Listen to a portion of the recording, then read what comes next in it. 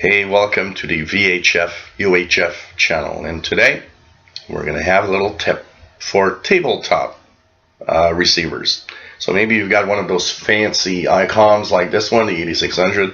I've got my 8500 here that's a VHF UHF receiver.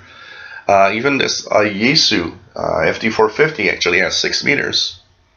So you know what? One of the things that can happen is maybe you could have a power outage in your home. And that means, what do? Well, why not keep one of those lead acid batteries lying around?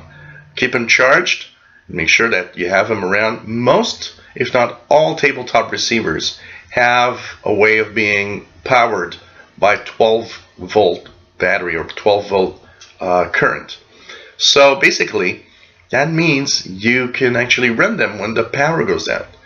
You'll enjoy maybe lower noise, especially in the lower frequency ranges, and you'll be able to listen to emergency situations if the power outage is general, knowing what happens, what exactly is happening, who's without power, and listening to the chaos of a city that has no power maybe.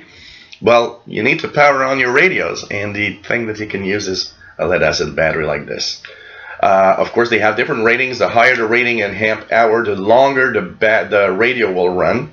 And so keep one around and make sure that it stays charged with a little trickle charger. But it's really, really nice to have one of those around. I've got 2 here. These come from Fastload, actually, that you guys might know in the chat room. I had another one before, and I powered my ICOM so many times off of the battery to when there was power outage, listening into emergency situations and trying to see what happens. And of course, you'll be happy while the neighborhood is going nuts because there's no power and they're getting bored.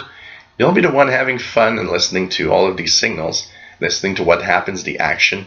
So on a tabletop model, having a lead acid battery handy, it's a pretty good idea. If you enjoy my videos, please subscribe, give us thumbs up, and thank you for watching.